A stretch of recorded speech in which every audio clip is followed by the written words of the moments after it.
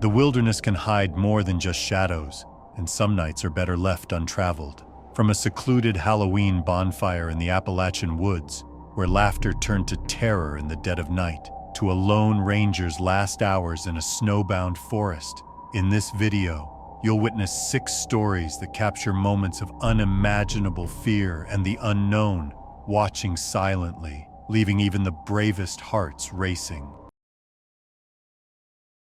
On Halloween night of 2025, 6 friends drove deep into the Appalachian woods, miles from the nearest town, to celebrate the end of autumn with a secluded bonfire far from the noise of the world.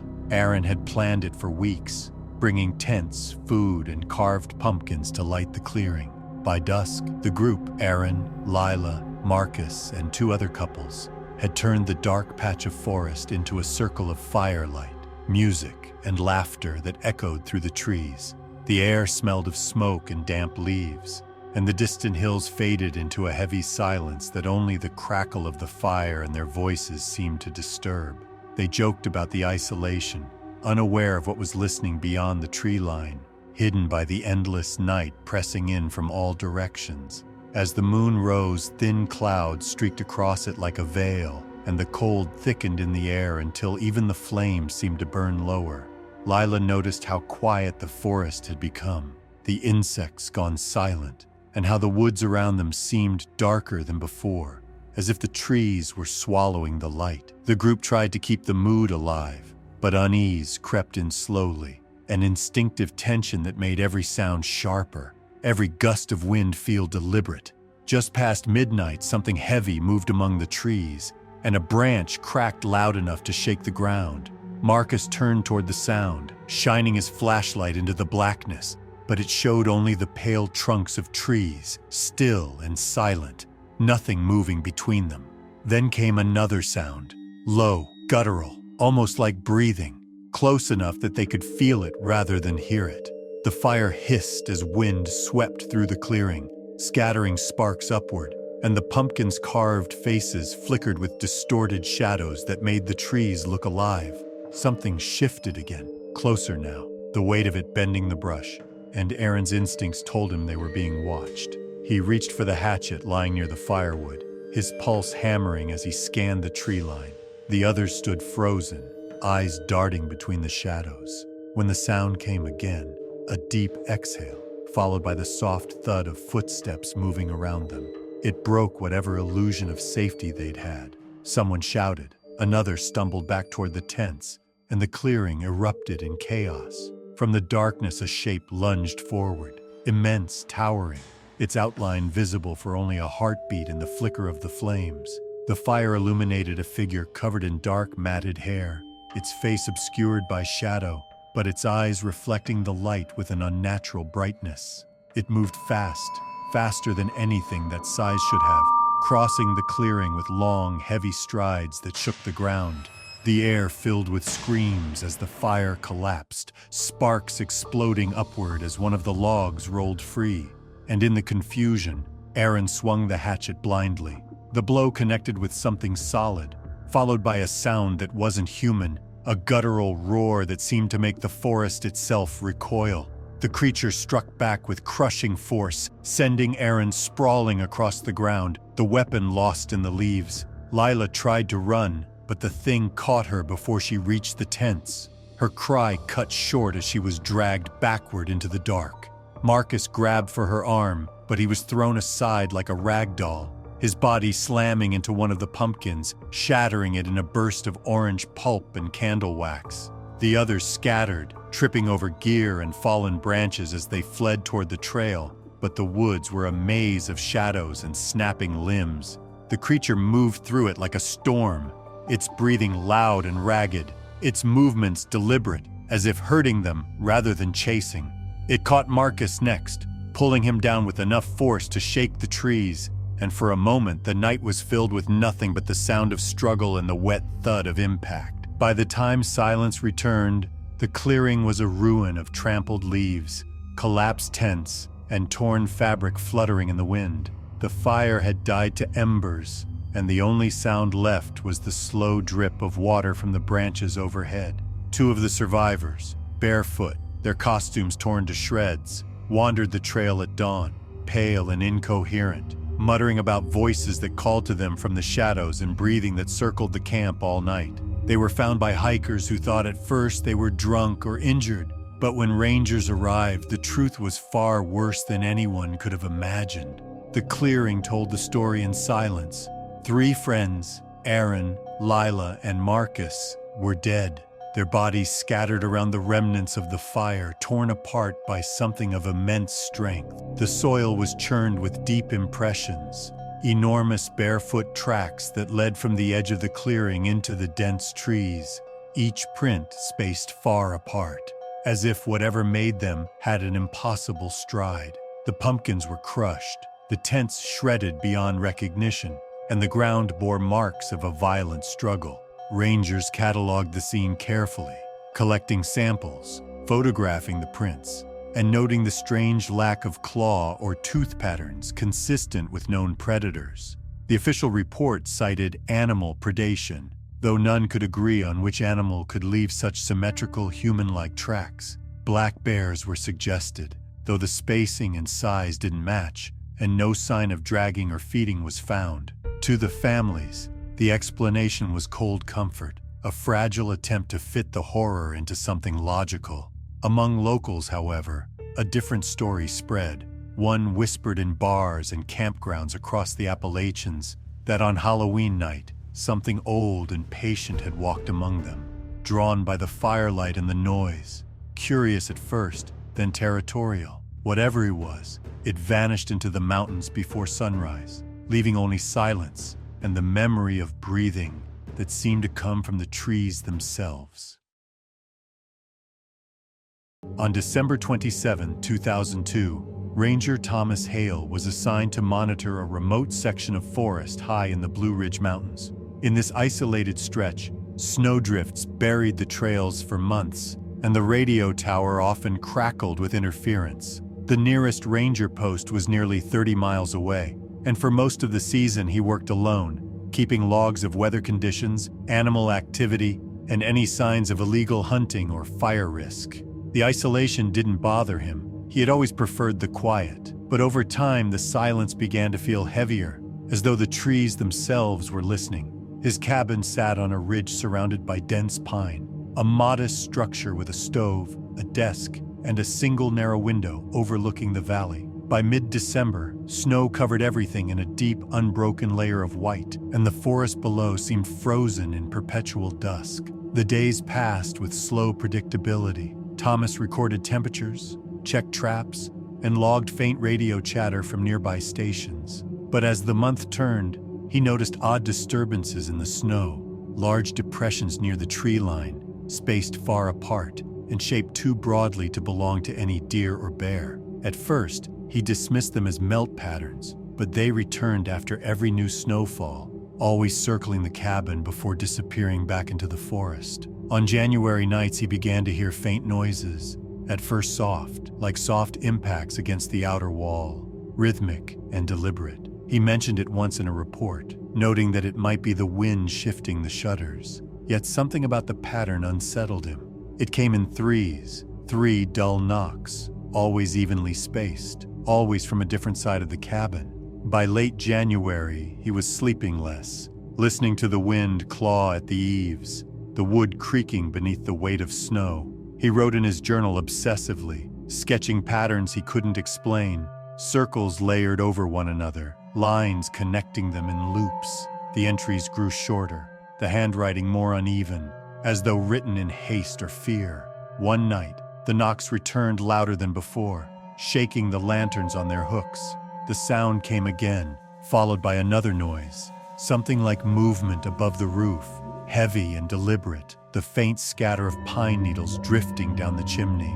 The air inside grew thick, And for the first time in years, Thomas felt genuine panic, the kind that tightened the chest and blurred the edges of reason. When he finally reached for the radio, his hands trembled. The transmission went out at 2:47 a.m., brief and broken by static. His last words were logged by the dispatch operator as, "Something's knocking."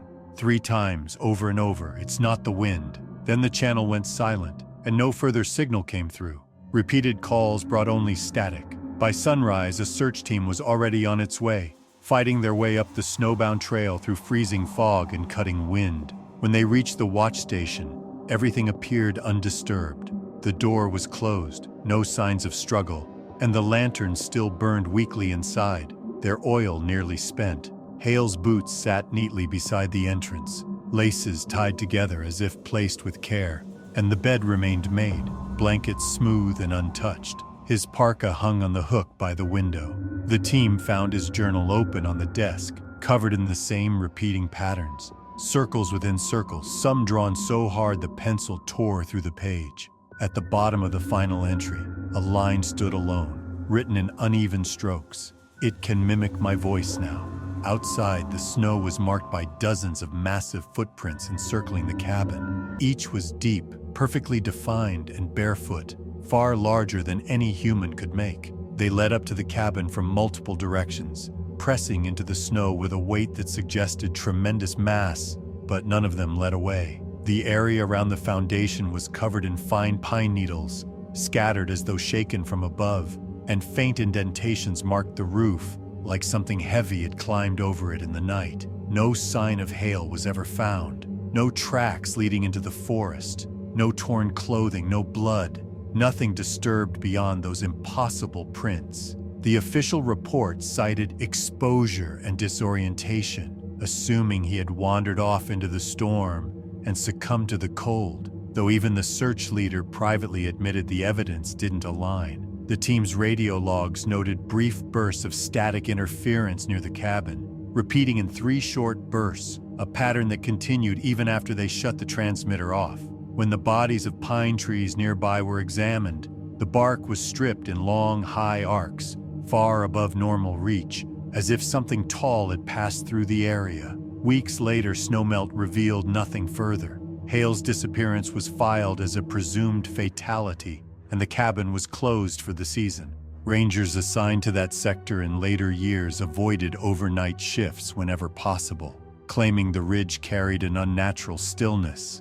Several reported hearing faint clicks over their radios, always in groups of 3, before their transmissions cut out for several seconds. Locals who lived along the mountain road still tell the story of the ranger who vanished without a trace, leaving behind his boots, his maps, and his final words scratched into paper. Some say the sound of knocking can still be heard in the early hours, slow and deliberate, echoing through the trees before fading into the wind. Others claim to have seen enormous shapes moving in the fog, silent and careful, leaving only strange impressions in the snow that vanish with the morning sun.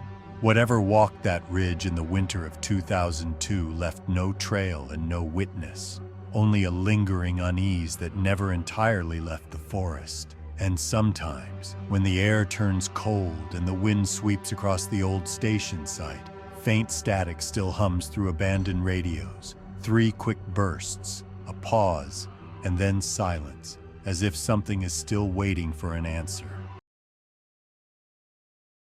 On January 11, 2023, hunters Mark Jennings and Elias Ward drove north through the frozen backroads of Minnesota, their truck cutting through endless stretches of pine forest and snow-blown fields, until they reached the small wooden cabin they had rented for the weekend. It sat at the edge of an old logging trail, far from the nearest town, surrounded by trees so dense that even daylight seemed dim beneath them. The 2 men planned to hunt whitetail along the frozen ridges at sunrise, and after a long day of setting up trail cameras and checking the terrain, they settled into the cabin, the fire casting long, restless shadows across the walls. The temperature dropped fast as night came, the air so cold it burned to breathe. And by the time they turned in, the woods outside had gone utterly silent, the kind of silence that feels almost alive. At around 3 in the morning, Mark woke suddenly, unsure at first what had stirred him. The fire had died down to embers, and the cabin was dim, lit only by a faint orange glow. Then he heard it, a sound so subtle it might have been mistaken for settling wood, except it came again, steady and deliberate. 3 slow knocks against the outer wall, deep and heavy, each one spaced apart by several seconds. The sound seemed to vibrate through the timbers, as if something massive was pressing its weight against the structure. Mark lay still, listening, his heartbeat rising until he could feel it in his throat. Another knock followed, this time from the opposite wall, then another, higher up, near the roof line. The pattern repeated, circling the cabin, slow and methodical.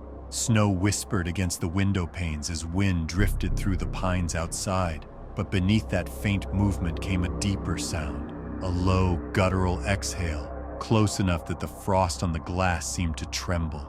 Elias stirred on the cot beside him, and for a long moment they both lay frozen, listening to the weight shifting outside, branches cracking under something that moved slowly around the cabin. It wasn't a bear. The steps were too long, too heavy, and the breathing carried a depth that felt more like vibration than sound. When one of the windows creaked in its frame, Mark sat up, cold sweat running down his back. He reached for his rifle, the familiar weight steadying him for a moment even as dread coiled in his chest. He crossed the floor quietly, boots creaking against the boards, and moved toward the window. Through the frost-blurred glass, he could see only darkness, the faint suggestion of trees and snow, but no movement. Then from somewhere beyond the cabin came another knock, harder this time, sharp enough to make the walls shudder. Mark raised the rifle and fired through the open window into the tree line, the gunshot echoing like thunder through the frozen valley. The sound tore through the silence, but when the echo faded, there was no movement, no answering cry, only a long, low exhale that rolled through the night like something drawing breath from deep underground.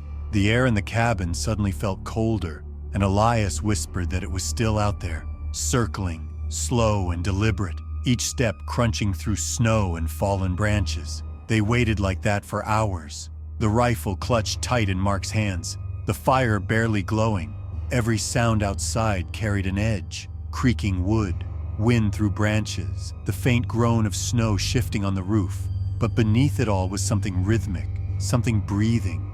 At times, it seemed to lean close to the walls, its presence so near that the sound of its exhale brushed against the window like fog. The smell of pine and earth seeped through the cracks, heavy and damp, as if the forest itself was pressing in on them.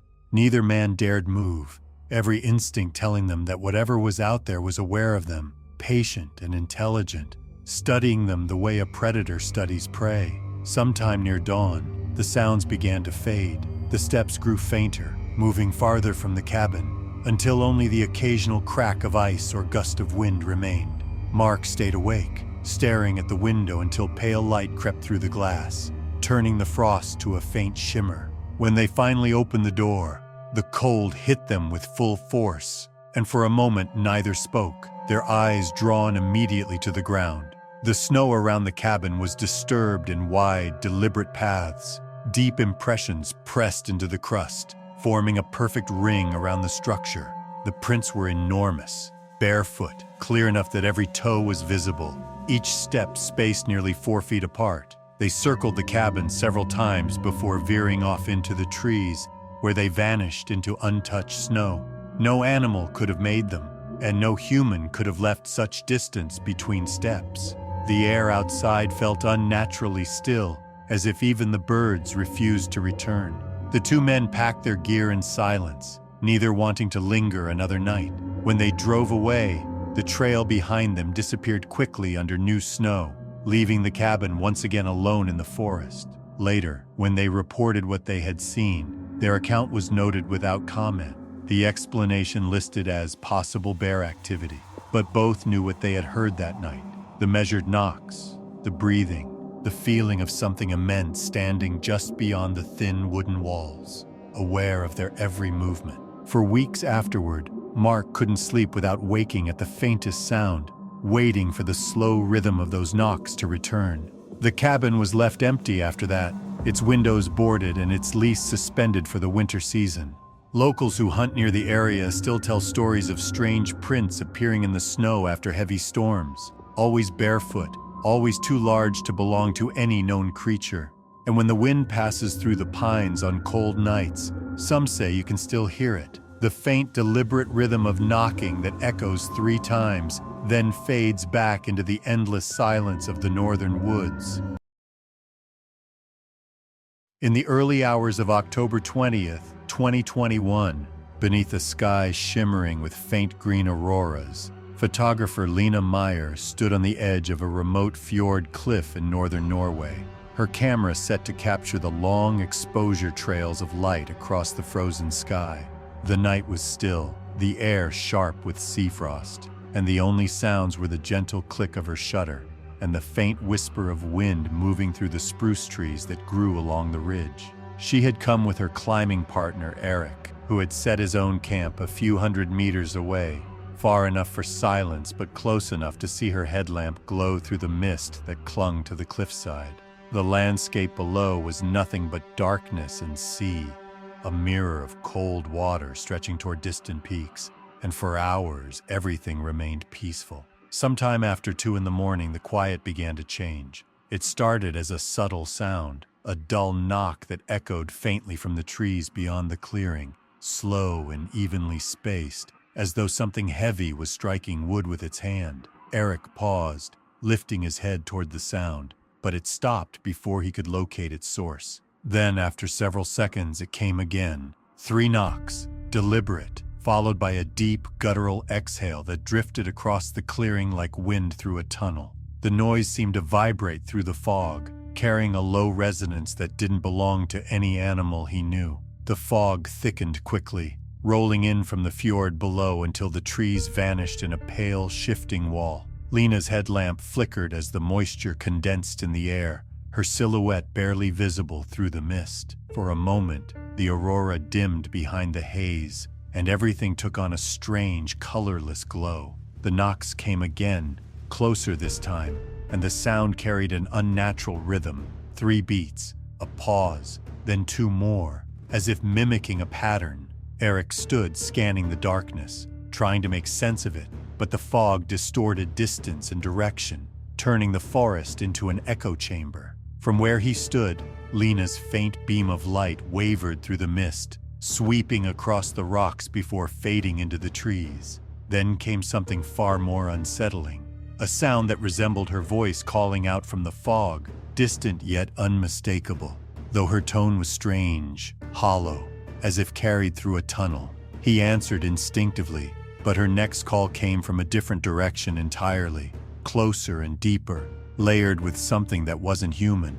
The fog seemed to shift with the sound, pulsing faintly each time she spoke. Then the woods went silent again, the kind of silence that feels intentional, as if the world itself was holding its breath.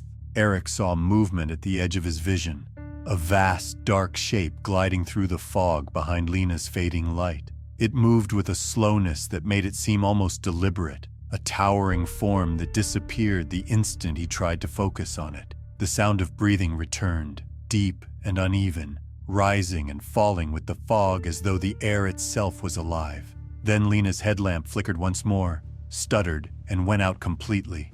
In the same instant, the outline of her figure seemed to vanish, swallowed by the haze without a sound or a struggle. One moment she had been there, the next she was gone, leaving only the thin wisp of fog curling over where she had stood. Eric ran toward the spot, but the ground was empty, untouched, except for her footprints leading to the edge of the clearing.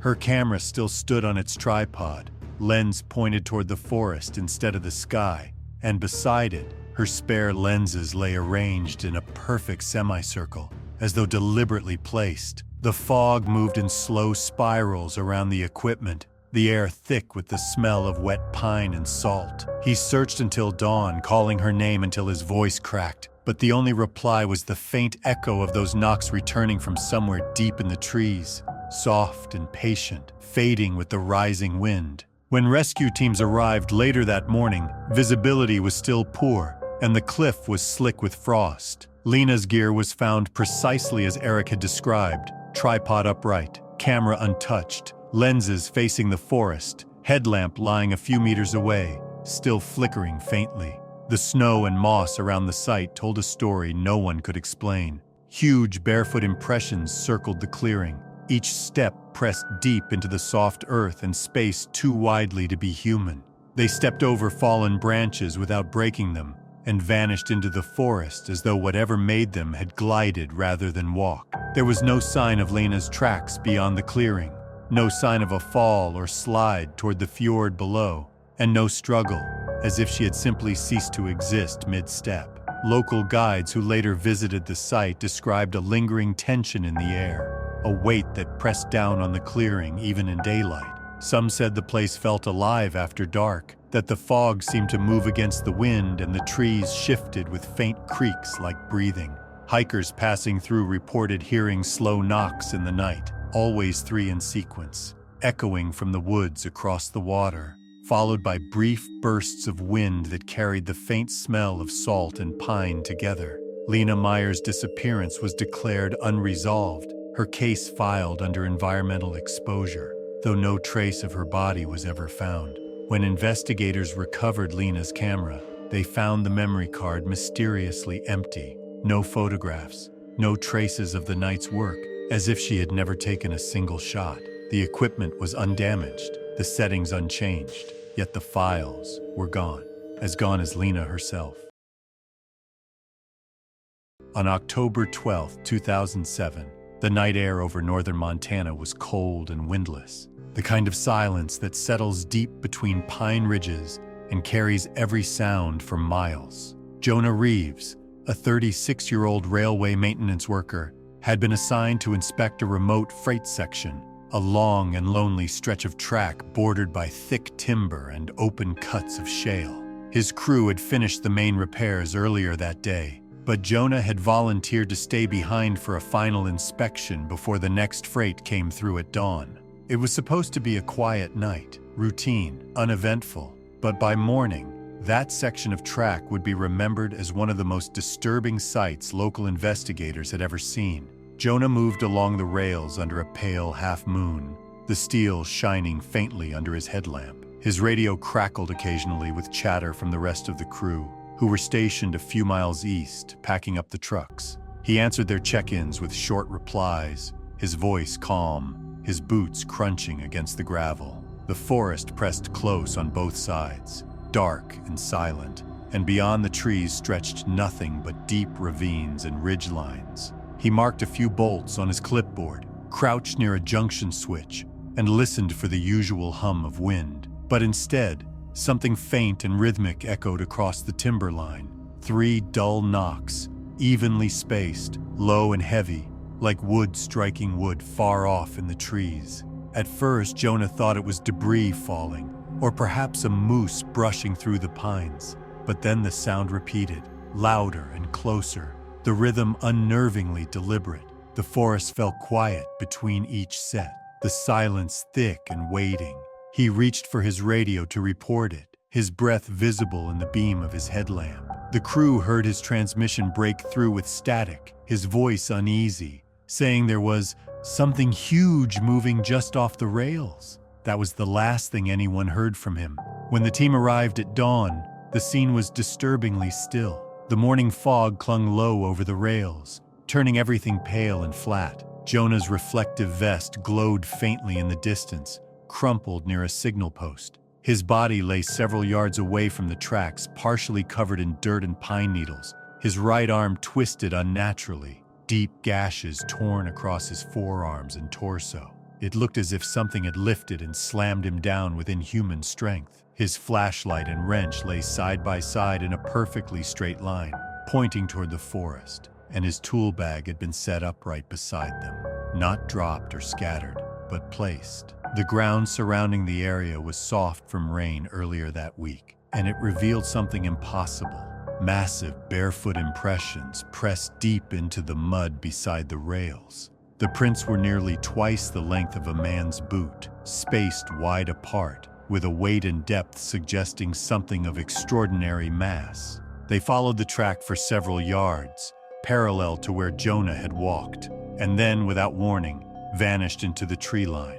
No drag marks, no trail of broken brush, just sudden disappearance into untouched forest. Investigators cordoned off the site, photographing every mark, yet nothing seemed to make sense.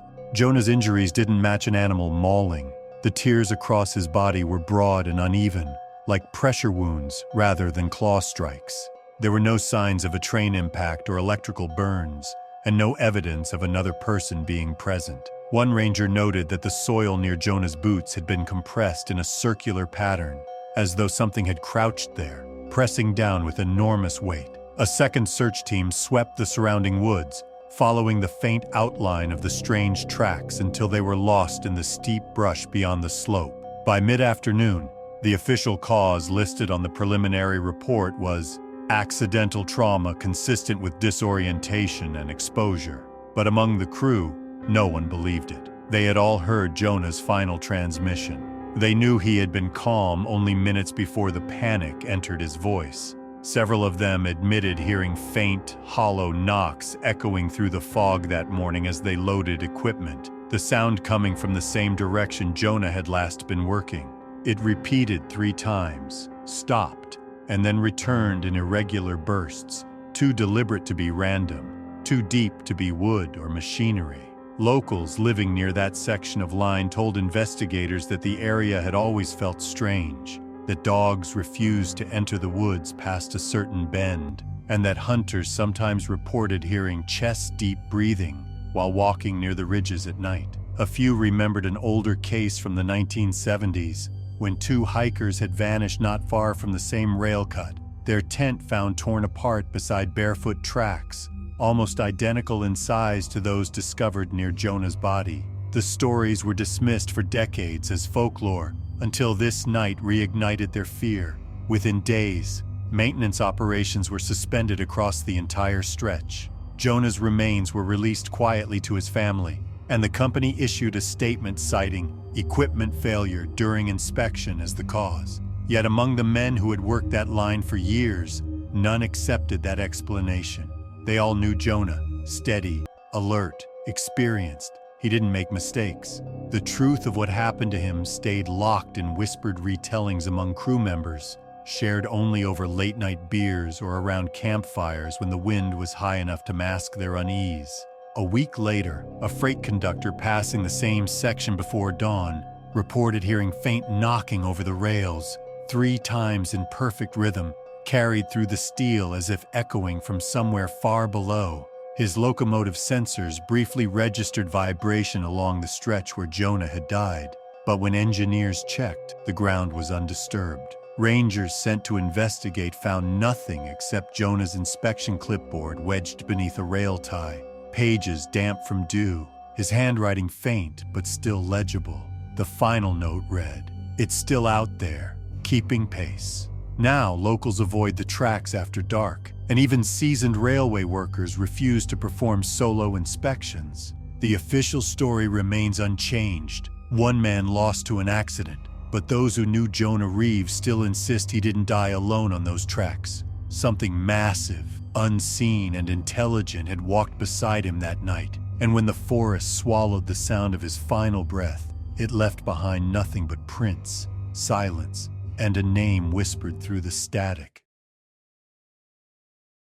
On the morning of June 18, 2015, Anya Kovalenko rose into the Mongolian sky in a solitary hot air balloon, the wicker basket swaying gently as the burners pulsed against the cold dawn air. Below stretched the endless steppe, rolling in gentle hills dotted with tufts of dry grass and scattered herder tents, all shrouded in the pale gold of sunrise. The silence was profound, a weightless stillness that carried each faint rustle of grass, the occasional bird call, and the whisper of wind across the balloon's envelope. Anya, an experienced adventurer and climber, relished these mornings, when the land seemed to stretch infinitely beneath her and the world felt untouched and eternal. Yet there was something fragile about that silence, something that pressed against the chest like a premonition. For hours she floated over the hills, letting the balloon drift with the current of air, scanning the plains below for the subtle patterns of movement. the winding trails of animals, the flicker of grazing gazelle, or the occasional horse tended by distant nomads. The steppe felt timeless, endless, and utterly empty, yet there was an oddness she could not name, a vibration in the quiet that made the hair on the back of her neck rise. Then, faintly at first, she heard it, a dull knock, low and deliberate, echoing across the valleys in a pattern that was too steady, too intentional to be random. 3 slow, heavy thumps, each spaced apart, then a pause, and then another set. The sound rolled across the mist that clung to the hills below, carrying farther than she expected, pressing against the balloon as if reaching up for her in the sky. Anya scanned the fogged landscape through her eyes alone, heart hammering as her mind tried to find reason in what she saw. Dark shapes began to move across the low hills, massive and awkward, shifting in ways no ordinary wildlife could. They moved silently, careful in every step, deliberate in pace. Their sheer size suggested something immense, impossibly heavy. Every movement seemed measured, as though they were aware of her presence in the balloon, watching from below and waiting, invisible yet deliberate. The knocks came again, perfectly timed, low and resonant, and from somewhere within the mist rose guttural, uneven exhalations that echoed across the hills, pressing against the silence of the steppe. The sounds were neither animal nor mechanical, carrying weight, presence, and something older than memory itself.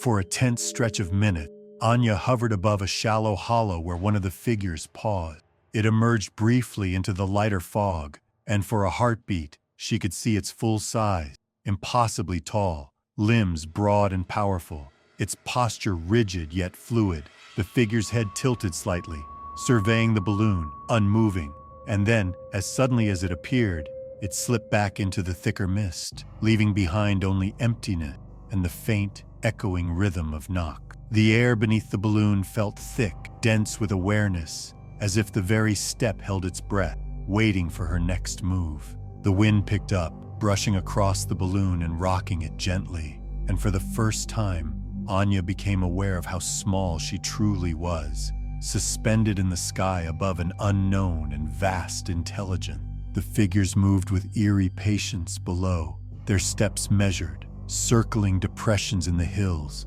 shifting with intention, stopping as she adjusted her position in the basket, resuming only when she seemed to watch elsewhere. The exhalations grew stronger, resonating across the hollow, yet no shape moved too fast, no sound pierced the careful pattern. It was as if the land itself were breathing, synchronized with the unseen beings below. Hours passed, though time seemed to stretch and bend in that suspended moment. The sun climbed higher, gilding the fog in pale light, yet the shapes remained elusive, glimpsed in brief flashes through the mist, each appearance unnervingly controlled. Anya's body tightened with tension as she floated, alert to every subtle vibration, every echo of the rhythmic knocking. Her entire being felt watched, studied, and cataloged in ways she could not define, yet she could not escape the awareness that they were intelligent, deliberate, and patient beyond human measure. Eventually, Anya began her descent toward a narrow clearing in the steppe, the balloon brushing low over the grass and low hills. The mist had begun to thin, but the air still carried the weight of presence, a quiet pressure that followed her even as the ground neared. The clearing was empty, but the sense of magnitude remained, the lingering impression of the towering figures that had crossed the landscape. She landed carefully, the wicker basket rocking with each gentle gust, and stepped out onto the pale grass, feeling the weight of the steppe itself pressing subtly against her awareness. The emptiness of the plain felt alive, as if it remembered the passing of something immense that had moved unseen through it. Later, when speaking with local herders, Anya learned that she had not been alone in noticing the strangeness of the steppe. They told her of impressions appearing overnight, enormous footprints in soft earth, sometimes arranged in circles, sometimes tracing long, deliberate arcs across the hill. They had also reported rhythmic knocks and deep, guttural exhalations that no wind or animal could explain. The herders warned her that the land often held secrets that revealed themselves fleetingly. moments of presence that were gone before anyone could fully understand them. Though she returned from the balloon unharmed, Anya carried the experience with her, a lingering awareness that the vast plains of Mongolia held beings far larger, deliberate, and patient than anything known. Even in daylight, the memory of rhythmic knocks and uneven exhalations haunted her, and she could still feel the gaze of something immense pressing up from the hills, watching, waiting, and vanishing as quietly as it appeared. The steppe itself seemed to pulse with that memory, alive and untouchable, a presence that could never be captured, only felt.